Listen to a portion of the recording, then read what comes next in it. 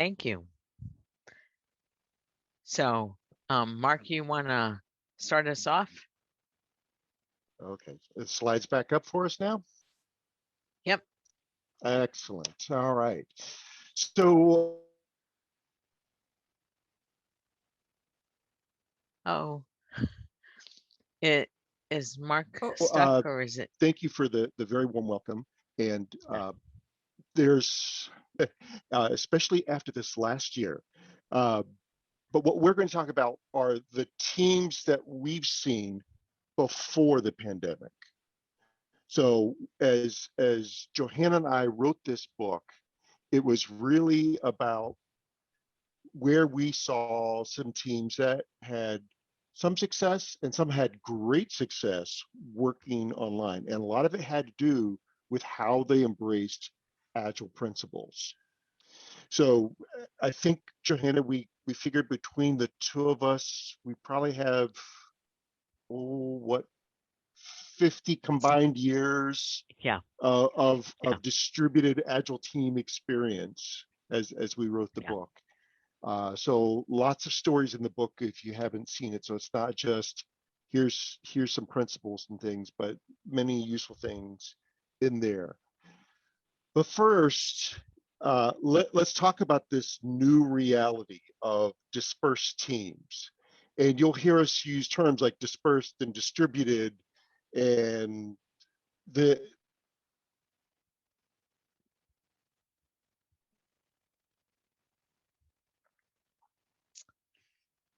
So I think that it can be Mark's somewhat internet. confusing. So we'll Okay. we'll talk a little bit about the way you can have something you want to add to that.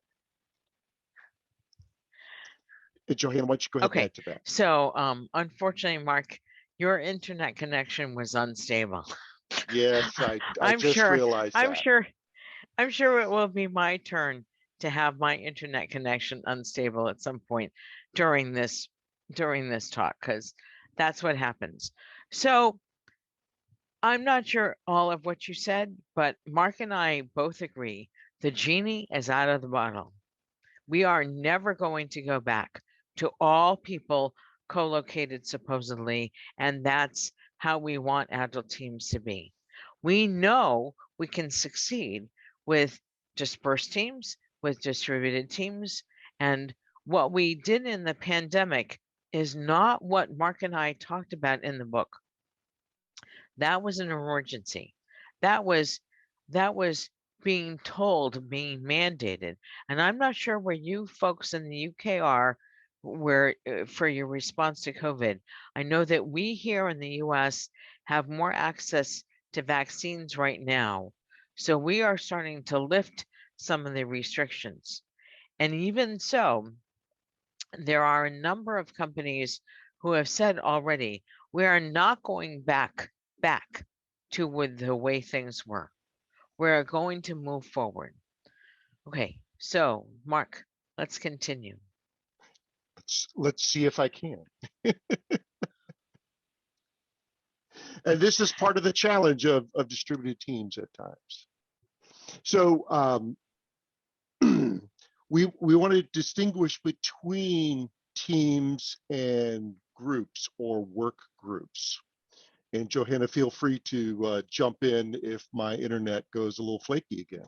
So we had a power outage about 3 hours ago, and I was crossing my fingers that they resolved the issue. Apparently not. So, but anyway, when we talk about teams, we're talking about small teams. So this being an agile group, that should be somewhat familiar. That number of 5 The 5 to 10 people with a common purpose or to goal. 10. That's really, yeah. Let me take over, Mark, just Yeah, while, go ahead. um, okay. Um, and this business of a coherent team of people with a common purpose or goal who have agreed upon approach to their work with complementary skills. I cannot tell you the number of people who have told me, my QA department is agile and my developers are agile.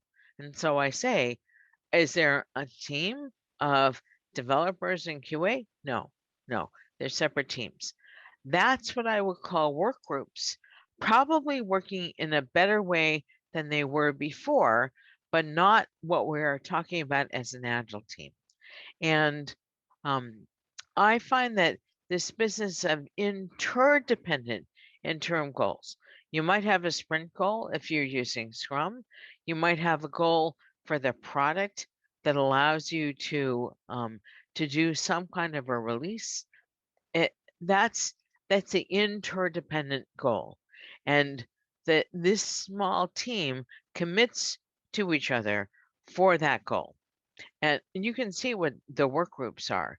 But I think it's really important to say, do I have a team or do I have a work group? Can these principles work for both teams and work groups? Absolutely. But we are talking specifically about an agile team that releases small increments of value on a regular basis. Okay. Um, Yeah. let's keep going, Mark, and see. I think with your video off, it's good. Okay, sounds good. Right. Uh, Okay. so one thing I'll add, if to really help you understand the work group distinction, is if everyone is essentially independent, they work on just their stuff, and they become a micro silo, then that's where you have a challenge. And we still see groups that call themselves teams, and this is where I would be showing you air quotes. And it's not really a team, it's really a work group. So Johanna, you want to cover this one? Sure. So this is our general agile picture where ideas come into this responsible person. In Scrum, that person is called a product owner. I don't care what you call it. And the team collaborates on planning together. The team collaborates on creating. Mark, you really like to use the term co-designing, co-creating, co Yes. everything, right? And that cross-functional team little picture. They deliver increments of shippable products on a regular basis, and then they demo. We made this. Let's show it to you, and then a retrospective. Mark is really wonderful at distributed retrospectives and distributed facilitating those kinds of how do we reflect and choose the next thing to experiment with. This is this is where, since I can't see you, I don't know if you're rolling your eyes, but I get to say really nice things about you. Thank So, you. I'll admit that I'm blushing. How about that? all so right. so with but that's what's important. If you're going to have these interdependent goals, the team should be co-developing, co-creating, co-designing. All right. So So we'll walk in this through slide, these. Yeah. oh, go ahead. Go ahead. I was just going to say we'll walk through each of them. I don't think we need to spend any more time on this. And Yeah. I believe we have it again at the end. I hope so. Yes. Okay. So let me talk to this if I can. We'll see how well my internet behaves. And you'll also notice that Johanna and I are usually used to visual cues. So this is interesting. We haven't had to work without visual cues in a while. So we'll this will be testing us a bit. But one thing that we have always watched for as we've worked together and we've worked for our teams is this idea of hours of overlap. So most people and most teams worry about the time zones, and that's just a just a part of it. It's really not the key. What is key is how many hours of overlap does the team have to really leverage agile techniques.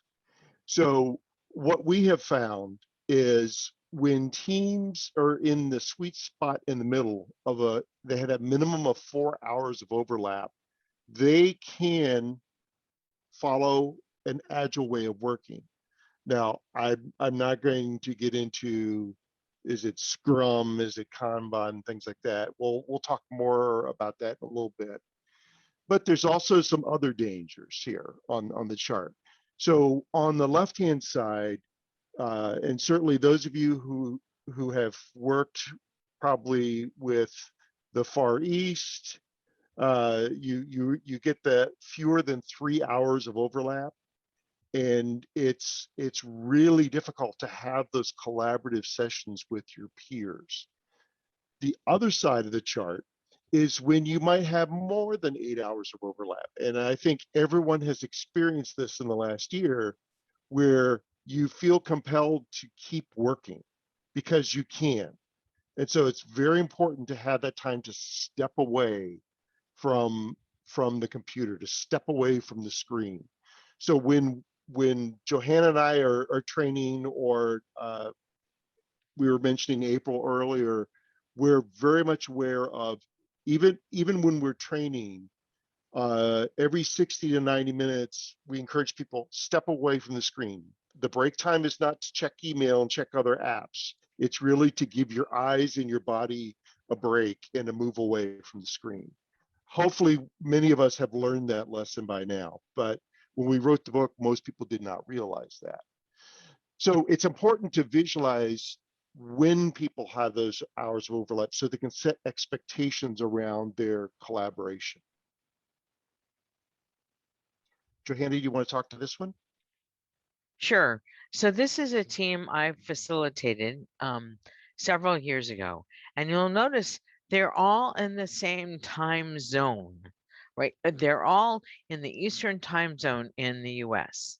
And that at first, given where Dave, the manager, and Polly, the product owner, needed to, what the things they needed to do during the day, if you look at all the hours of overlap, the team only had 300% hours of overlap. They had another hour from 3 to 4 p.m. in the afternoon of 86% hours of overlap.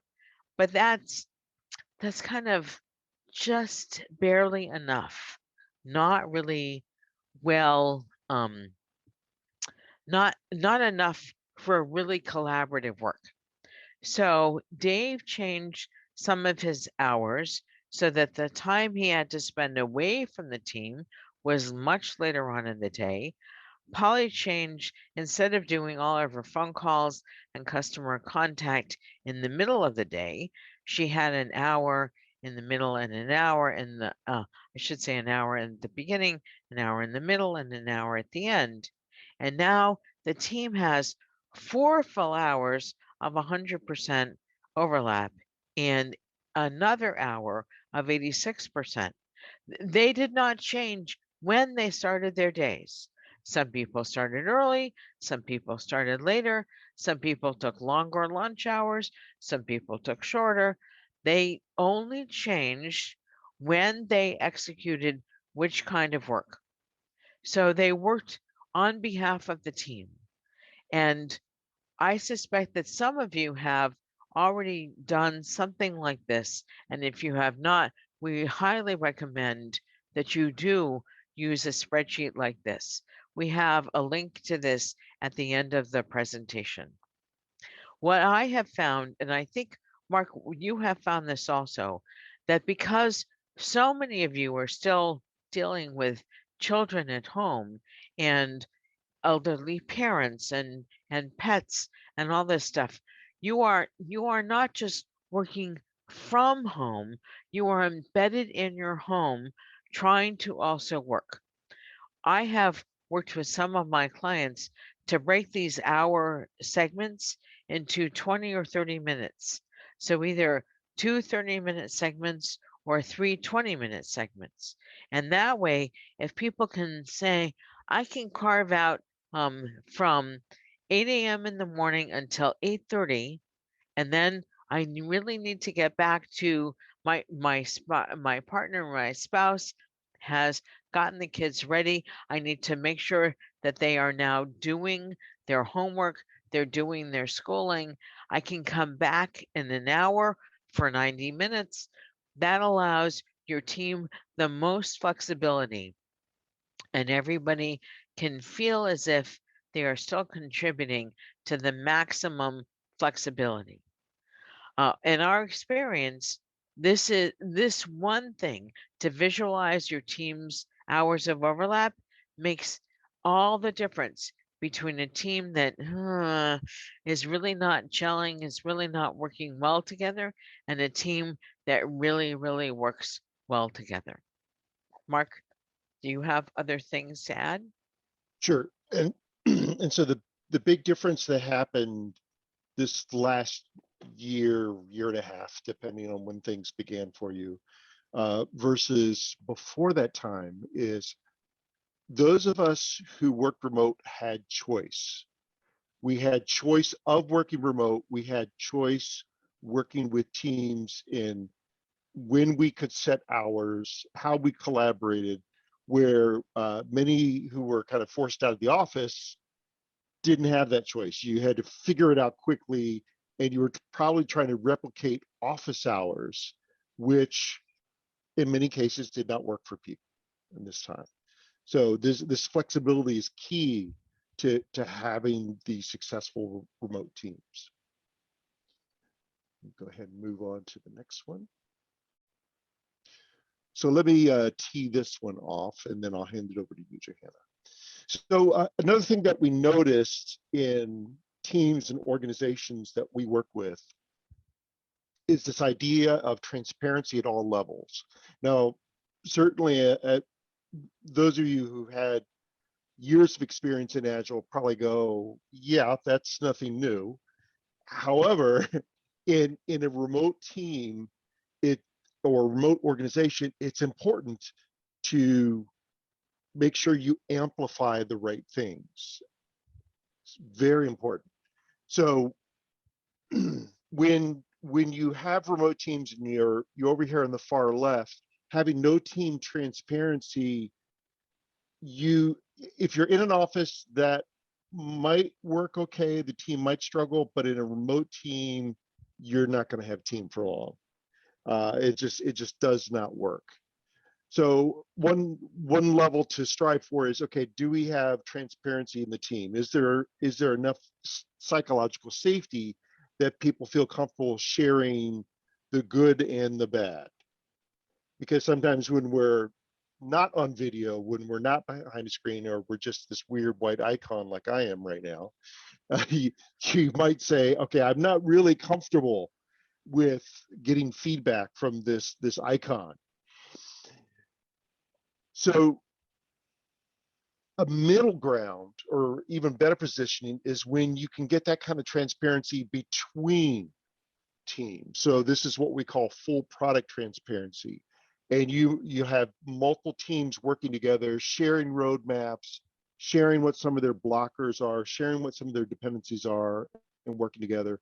Again, not that new for us as Agilists, but on remote teams, this is absolutely critical, because it's so easy for us to not have that transparency, and the delays get amplified then instead of the information. So one thing I always tell the organizations I coach is, be careful, because remote amplifies, and you may not realize what it's amplifying. Johanna, you want to take it from there? Sure. So Mark and I are actually very um, excited about the more corporate transparency we are seeing these days. So people are sharing roadmaps across the organization. They're sharing sales numbers. They probably have to be careful about some financial information, but the more information you can share across the organization, often the better outcomes you have. This business of need to know, everybody does need to know almost everything so we can make good decisions in the teams about the products. And then full corporate transparency. Not everybody is comfortable or is able to deal with that. Um, Mark and I have full corporate transparency about the book. I am the publisher of record, but I share all of the spreadsheets with him. He sees absolutely everything about our our joint work together. And the more organizations who could do that, the better off I think everybody would be. But there I go again. So, excuse me, that's not specifically this presentation. So we like to ask the questions here. What information can you see and how easy is it to access? And what information can you not easily see that you also need to know? Okay, so Mark, please continue. Oh, and if you missed Mark's comment in the chat, we do want you to ask questions. We are happy to take questions now. Am I allowed to go with this one, Mark? Well, we do have a question. So Sylvia says, asked, what would Netflix be an example of that full corporate transparency? Do they share salary information, Sylvia? Yes, I think they do. I've recently read a book with my book club called No Rules Rules. So it was about their how they do all of that thing, and what you said there about sharing, like everyone needs to know so they can all make good decisions. That was a theme through that book, and they, don't have policies. People know. I think they get budgets and things, but you make a decision based on excellent communication from the top down about what the visions and strategies are and boundaries and that kind of thing. But I don't know of any other company that works like that.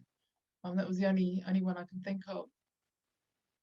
So Menlo Innovations does. They publish everybody's salary. It's up on the wall. I actually did a little bit of research. Some of my remote first clients are working towards this. They are not quite sharing salary information, and they tend to be smaller companies.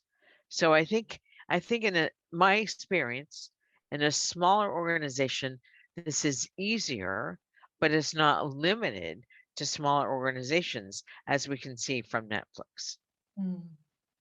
It takes a lot of courage. Yeah, I did work for one company in New Zealand that did publish salary information, but they didn't publish anything else.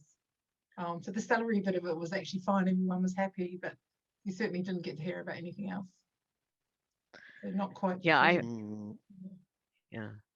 yeah, that's challenging. And I'm experimenting with my video because I did a quick network speed test and I seem okay at the moment. So Alex is I'm glad asking, to see you back. Yes, we'll see if I fade out. Alex asked a question: is there a way to evaluate / measure the level of psychological safety that's experienced in a remote agile team? Actually, yeah, it kind of varies. Sort of. Yes. And we have something of this in our comparative agility assessment and as part of the rubric.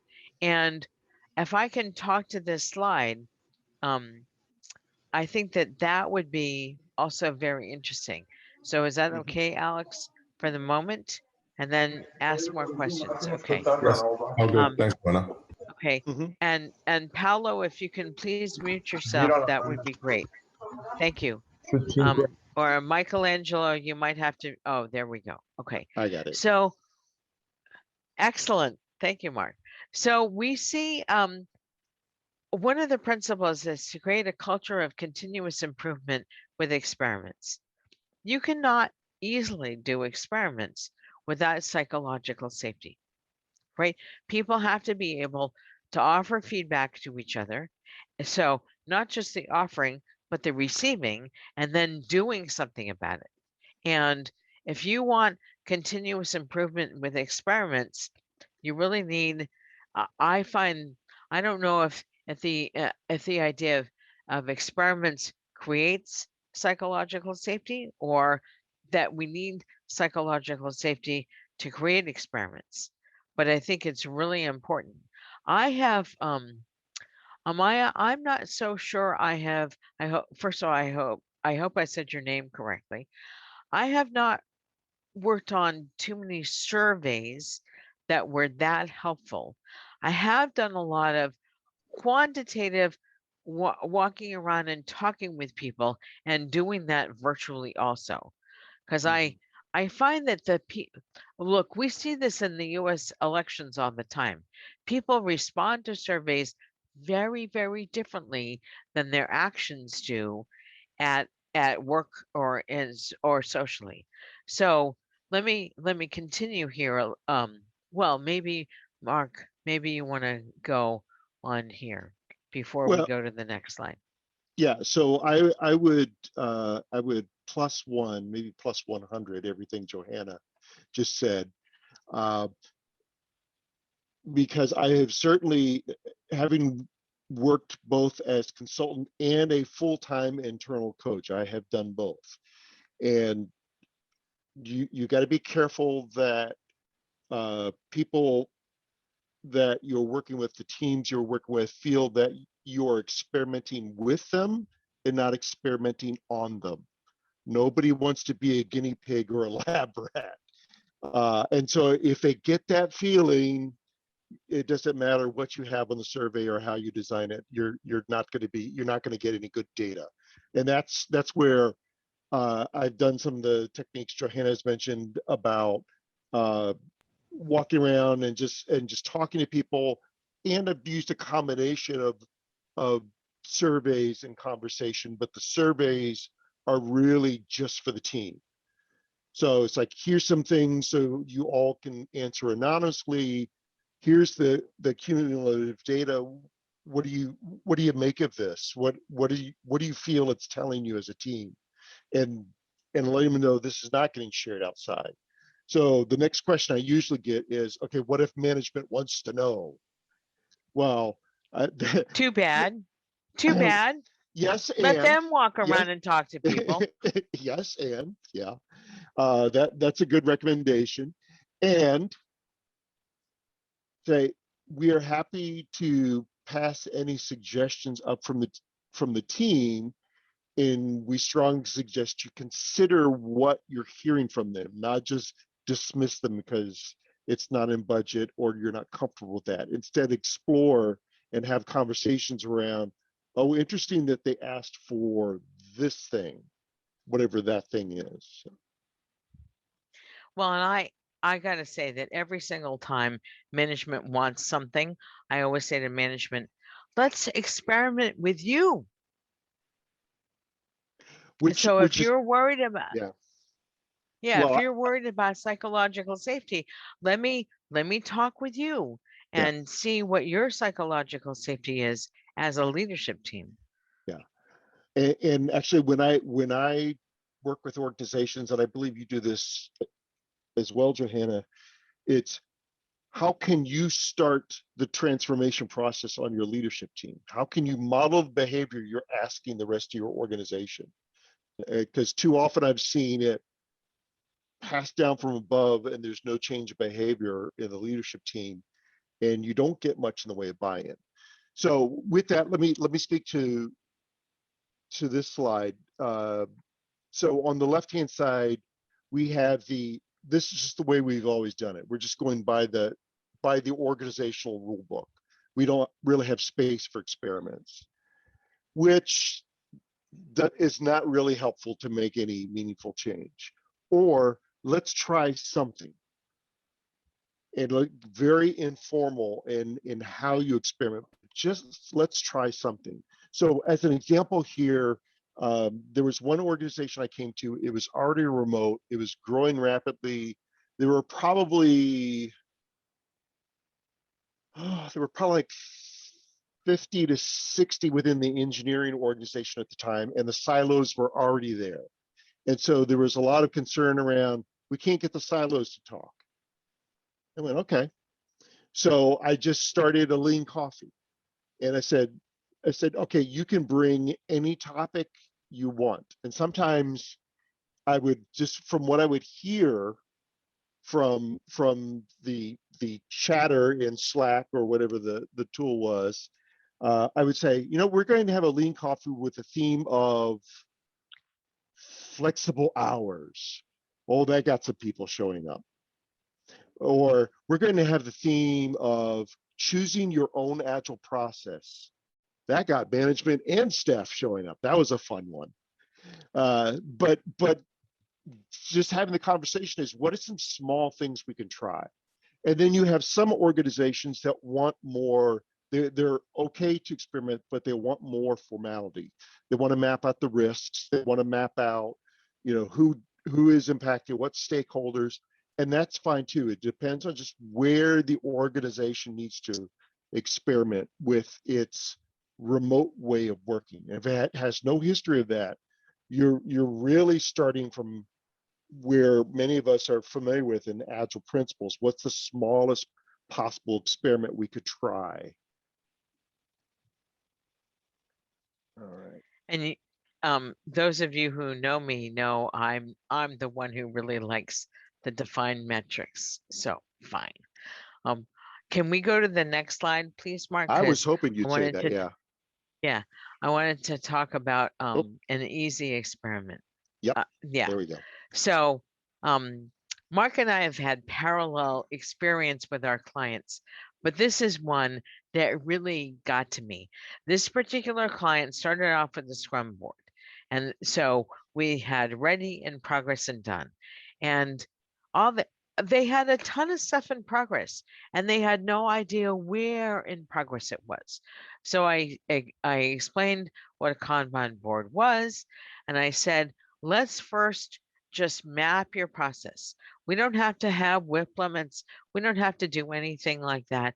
And that's when we realized that they had a ready column, and then they did an analysis, right? They had to analyze after something was supposedly ready. Then they had code and unit tests, then they had system tests, then they had waiting for approval, and then done. So that's when they said, well, I think I actually said, why are you doing an analysis after it's ready? Is this kind of backwards? And they said, oh, yeah, they had started off doing mini waterfalls in Scrum. This is not a surprise, but their board did not help them. So then they said, well, what if we tried stories to workshop first? And then once they're ready to workshop and they workshop, we have workshop them. We can put them into ready. Then we do the dev and unit tests. Then we do the system tests. Then we do the acceptance. Then they're done. They impose first. They did their flow. Then they did WIP limits, work in progress limits afterwards. So this was a very easy experiment for them to run. And it was very easy because they did not have to check with anybody about the board that they were using. I suspect that too many of you are have a defined board that your organization wants you to use. I highly recommend against that, or at least have the ability to create a board somewhere so you can experiment with it. Any given team probably needs to experiment with their boards several times. Even if you have a well-established team, you probably need to experiment with your board as the work changes, as the people change, as your environment changes. So really feel free to experiment with your board. Mark, did you want to say anything else here? Oh yes. So on I will say with that same organization I was mentioning, there was a challenge around, I will say there was a group that wanted consistency in process and a group that wanted to experiment more with process. We didn't feel like we had our sweet spot. You might guess which side I was on. But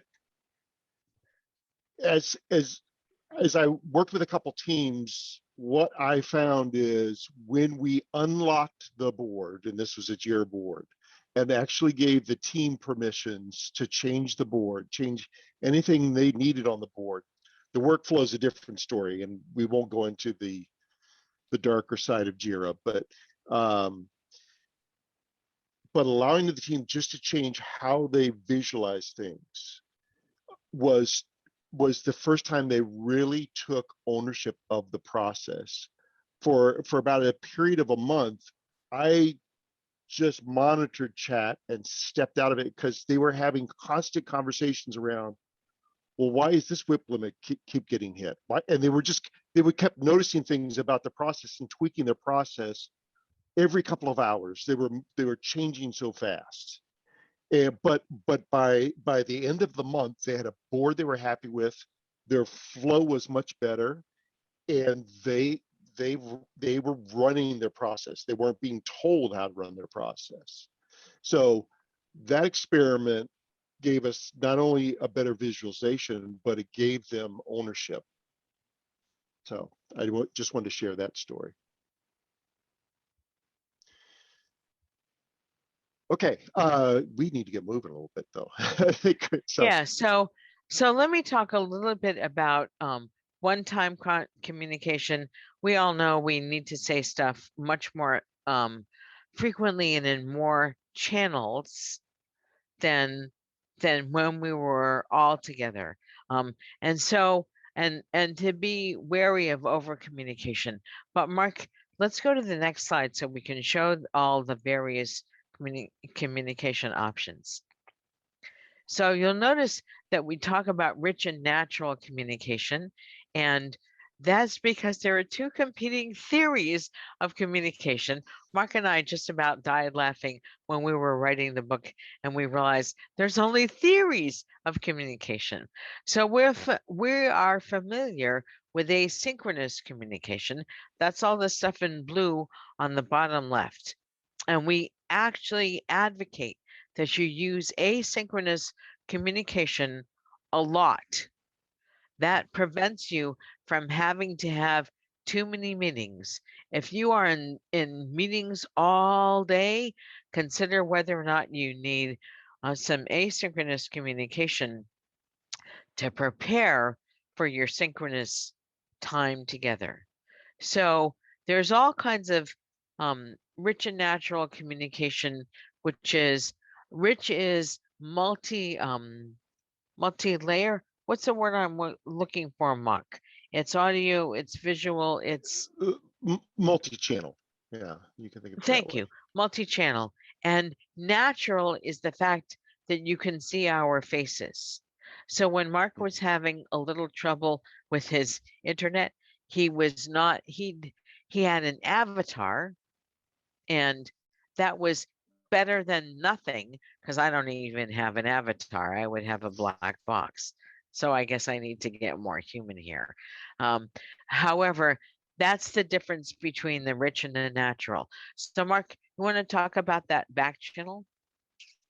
Sure. So this is not really part of either of the competing theories. These are observations that we've noticed in working with remote teams. By having that chat back channel always open to the team. So there's and you're probably familiar with this now, where your team has one channel where they sort of live in. They share all kinds of communication in that channel. What we see is these other channels get boosted. They get amplified in a way. So let me give you a more pragmatic example. With many of the remote teams I work with who did this by choice, when they would have a problem with their meeting tool, let's say Zoom went down, and yes, it does happen. It seems hard to believe, but yes, it does happen.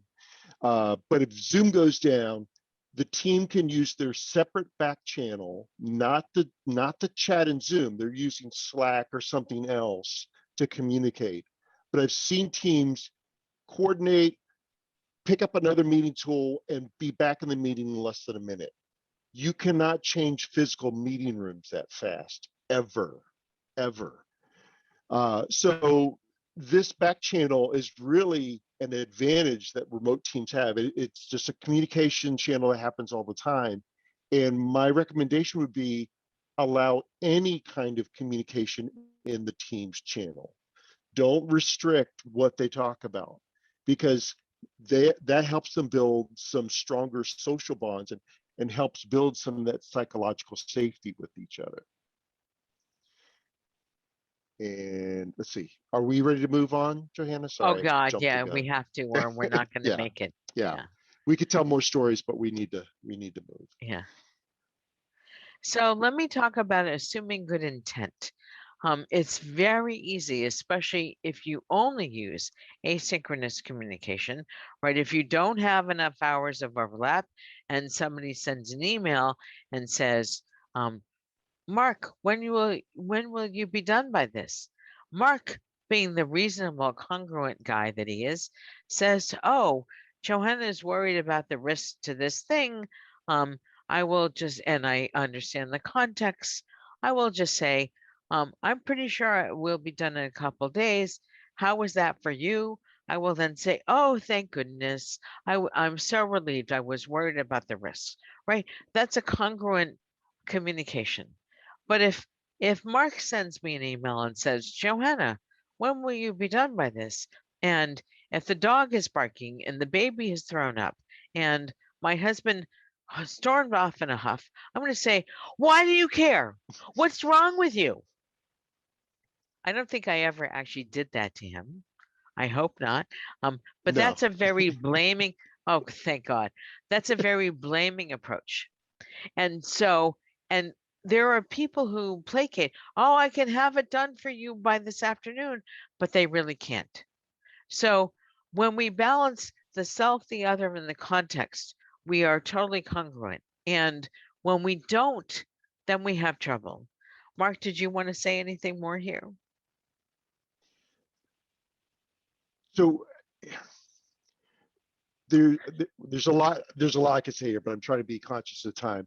Um, it's important not only for you to be aware of this, but for your team members to be aware of this. So I would say if you're starting a new team and you're running through a chartering process, look at how you can introduce this. Sometimes I've done it in very subtle ways. So on my website, if you go search for compass activity, there's one, and we have this in our book as well, that with that activity, people get to understand each other a little bit better. So they get to understand that self and other much better, and they can focus more on the context rather than just react. Now that still happens at times, but the more they understand about each other and things like work preferences, that again can help elevate the level of psychological safety. And this is why we responded as the surveys are just one thing you can do. There's many other things like this that you can do. So, all right, let us move on. Yes, let's talk about rhythm. So let me work on this one for you. So most people think that it's important to have a time box. That is just one tool in your Agile toolkit, and it may not always work for a remote team. Because if you have a team with, say, 4 hours of overlap, when does the time box actually start if it's a 2-week time box? And when does it end? Whose time zone do you use as the reference point? That gets very messy very fast. And some of you have probably experienced that already. And this is where the idea of cadence becomes important. So what is the cadence that certain activities need to happen? So rather than trying to fit everything within a time box, it's how often should we have planning, or what is the signal for us to pull in? And as Johanna was talking about, workshop some more stories. What signal will we use on the board? What will we use for other kinds of signals to measure the cadence of particular activities on the team, rather than trying to get a strict time box. I'm not saying that time boxing won't work in all situations, but it's a very limited set of circumstances it'll work for remote. So in most cases, Scrum is a struggle for remote teams. I'll just say that. Okay. And Scrum people get very upset when I say things like that, but it's because we're trying to put a time box around something that isn't easily, in a context that's not easily time boxed. So it's not a slam against Scrum. It's not designed well for that context. So let me give you an example. Well, actually, Johanna, you probably have a couple of examples as well. I can talk about my crazy client. I think that they're crazy. So they always workshop stories on Mondays and Thursdays. They always demo on Wednesdays at a particular time. They have only about 3 hours of overlap because they're dispersed among various time zones. And what they have found is that they then record the demo, and the people who work together on the small chunks, because they are much better at small stories, excuse me, they've been practicing, find that they do often a little Kaizen after every story or two. So they often do a Kaizen every day or every other day, and then they do a full team-based retrospective once every week or two. It depends on what's going on. So they address what they think of as the little things on a fairly regular basis. And they often do the retros on Friday afternoon, which for the most Eastern time zone. So I think that a Friday afternoon retrospective is a horrible thing. They didn't ask me, right? They didn't say, Johanna, what do you think? They just said, here's what we're doing. I said, fine, fine. So this works for them. I call them my slightly crazy team because I tend to work much more on demand, and I do a weekly retrospective, and I often time box my work items, but I don't time box my work. So I find this very interesting, but they have many rhythms inside their project, and that's what really works for them.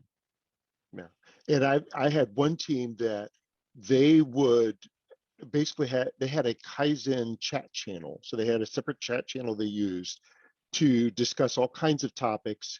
Anything that was a small, short discussion, they would say, okay, we're resolved, we know what to do.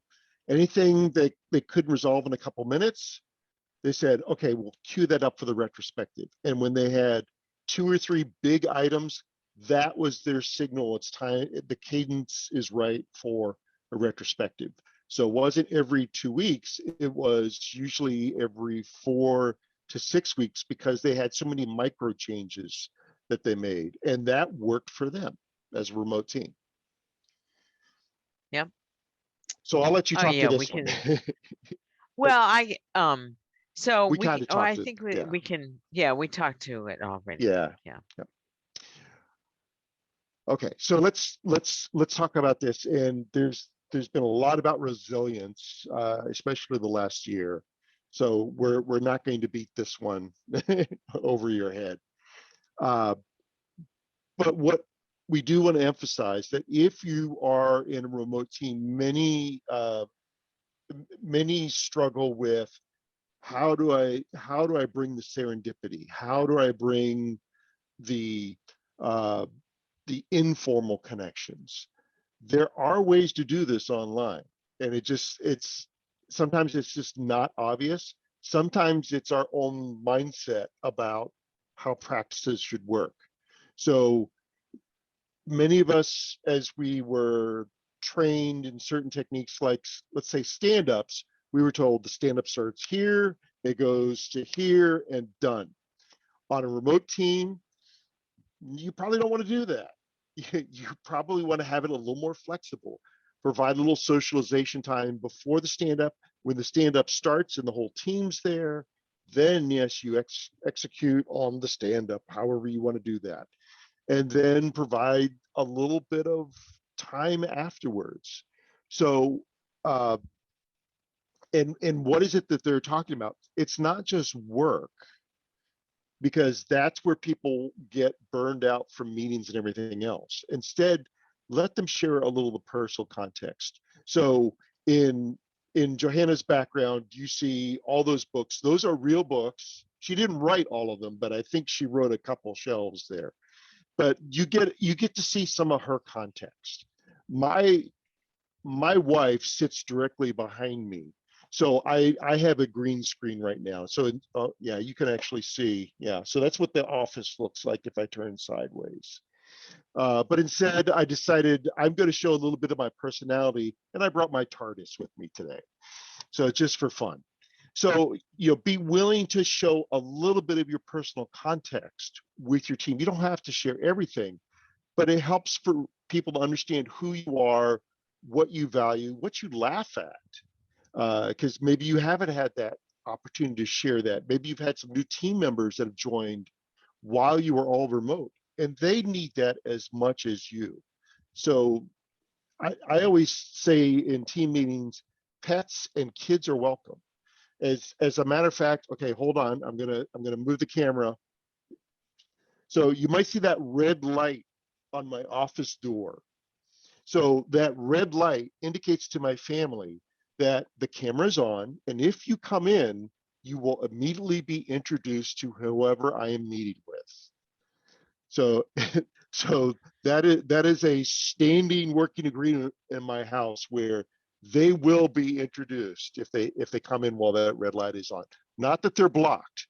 Strangely enough, they don't come in when that light's on. I don't understand. So, Well, but that's and let me a key add, part of sharing the personal part. yeah, and when we share enough of the personal, I can say, you know, this did not happen with Mark and me while we were writing the book, but I have a broken ice maker in my refrigerator. I am waiting for the guy to call. When he does call, I'm going to be sort of on call because, of course, they say 8 to noon or noon to 4, right? They don't actually give you an hour or two. I need to be able to go and answer the door and get the guy into the kitchen and probably talk to him. I mean, if you know that, you can build more resilience in your team. Okay. Yeah. So another part of that I want to mention before we come off the slide is it's also important to share professional goals. So maybe you always take on a particular kind of work within the team, but you want to expand a little bit. So I work with a lot of software teams. So I often see a front-end developer that might want to do a little back-end work, or a back-end developer that wants to learn a little bit more about the front end. If you make those professional goals public within the team can now look for those opportunities for you. Or, hey, I'd really like to learn how to run some meetings. Great. Let's talk about what you might do to facilitate. I don't have to facilitate everything. I don't feel a need to. So happy to teach others to do that. As a matter of fact, in one organization, I ended up running a facilitation dojo because many people came to me and said, "Hey, I'd really like to learn to facilitate more." So we just had an informal class every other week where we would talk about how do you put together an agenda, how do you start, how do you kind of keep an eye on what everyone needs in the meeting. So those professional goals are just as important. All right, and let's get to our last one here. Whoop, if I don't blast past it. So let me talk about this one. A lot of teams, well, I should say a lot of managers think that the way remote work works best is with people working alone. We have found it's much more effective to work with people together. So so we said that we pair wrote this book together. We literally wrote every single word together. We talked about things in advance. We talked about what we wanted to talk about in a given section, and if we did not agree with each other, we hashed it out at the moment. We didn't go off and do something else. We hashed it out. We had to do the images separately, but then we talked about it together, and we agreed on it together. And I learned all about layers from Mark. So now I am a layer happy person. So the more we work together, the more we pair, the more we literally collaborate, not cooperate, not handing off work, but collaborate on the work. And the more we mob together, the better off our products are going to be and the better off our teamwork is. What else did you want to say about this, Mark? So anytime I'm collaborating with somebody else, it's not only do I make my professional goals for the collaboration known, I want to know theirs. So for when Johanna and I worked together, it was more about publishing books because she's published a few more than I have. Mine was 0 at the time. Hers was 15. I think she's up to 20 now, actually. With April in the current book I'm writing, April has this wonderful design thinking mindset. And so I'm trying to get a little bit more into how she looks at problems.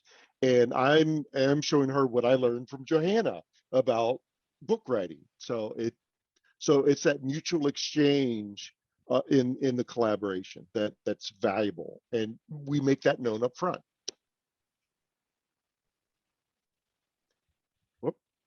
Oh, yeah. Blowing past So slides these are there. the principles. And let's ask. So I see Christina wants to know, how can one encourage team members that naturally favor solo work to pair and mob more often? Oh, very good question, Christina. This is all about the rewards in the organization.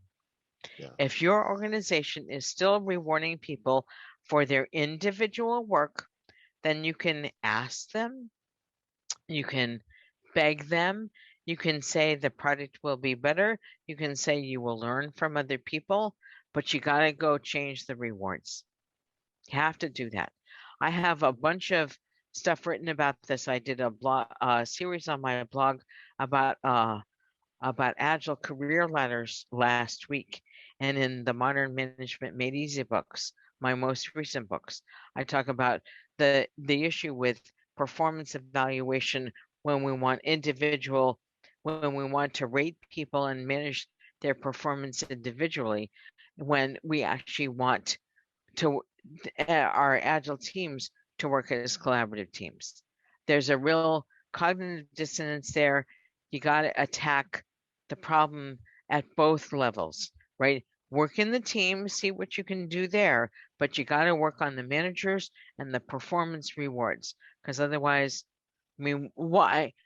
I love Mark, but if we worked for a company that said either you get the raise or Mark gets the raise, I'm going to say I got to optimize my raise, right? Why would I do anything else? So I think it's really, really important that we think about what we want and what our managers want and how those intersect and how they do not intersect. Did you have more there, Mark? Well, I saw Michelangelo flag us down, so I think he's letting us know the time box has been reached. So okay, we will honor the time box. Free to go. I just the handling the microphone though. Okay. I thought you were signaling us to say, okay, off stage. But no, but I think we could stay on for a little bit if there's other questions. But if you do need to drop off, I just want to say thank you very much for those of you who attended, and thank you for the questions. Christina, I did want to add to what Johanna said. Another thing is some people don't believe it's possible still to pair and mob. They think it's a waste of time. They don't realize that it's not only coding together, but also peer review, peer knowledge sharing. There's so many benefits.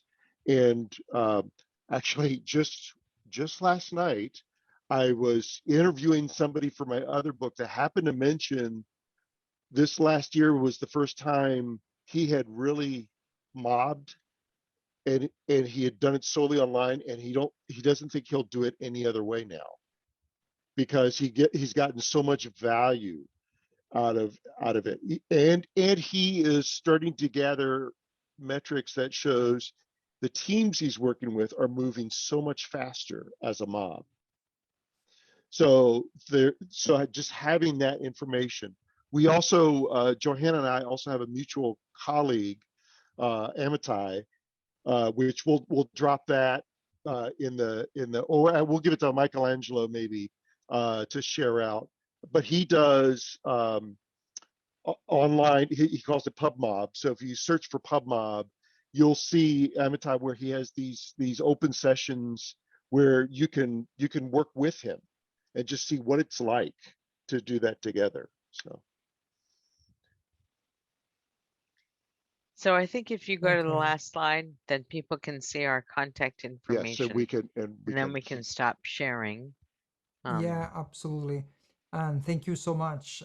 You have no idea how much those things resonate, and there are so important principle.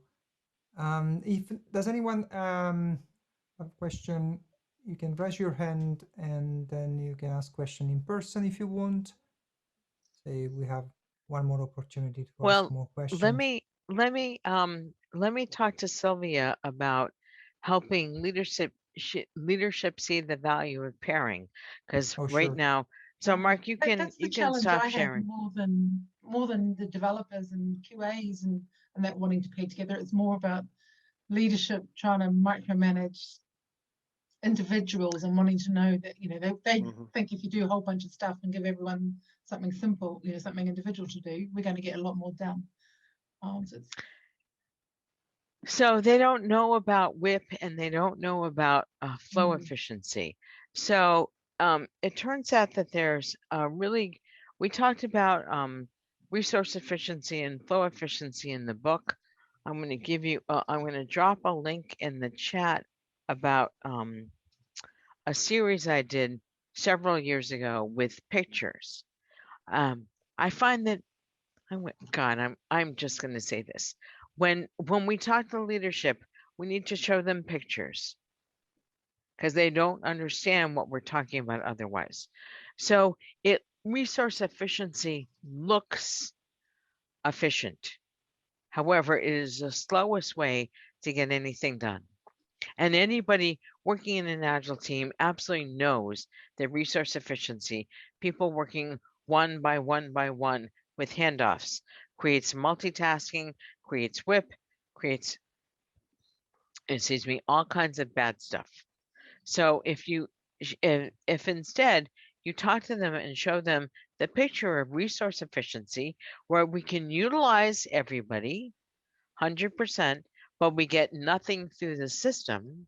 And then we talk about flow efficiency where we get stuff through the system faster. Then talk to them about what they want. And they will, this is when the leaders actually say, oh, but our reward system is based on resource efficiency. Exactly. And that's a problem, right? So let's start to talk about what we need to do to partially change from resource efficiency,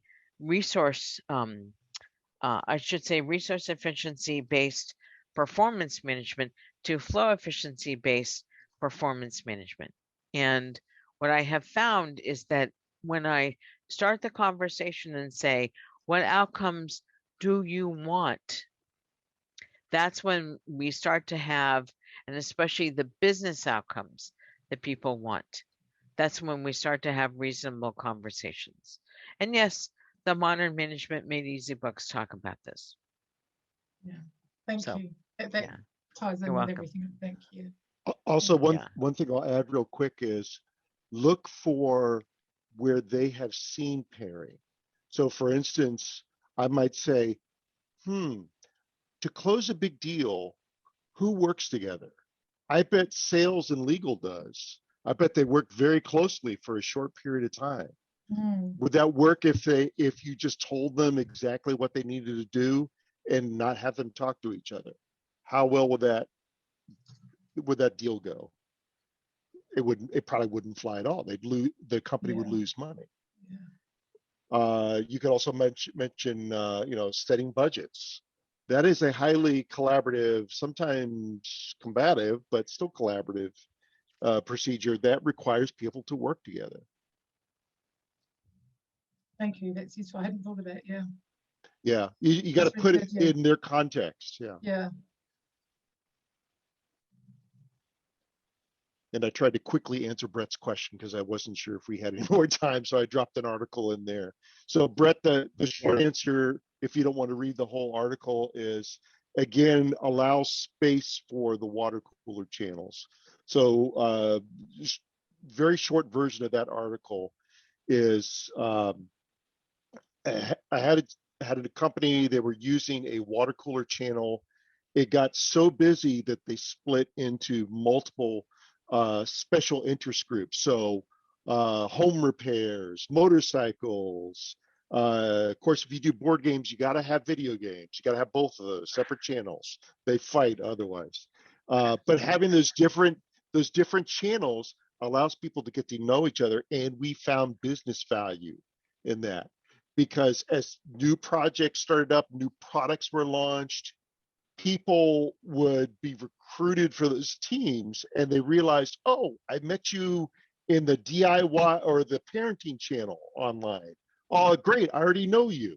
So they already found they had some connections with people through the informal channels. So look for ways for people to share that information, and where you see an overabundance of sharing, that means turn it up, not turn it down, and look for how you can support that extra sharing that they're doing.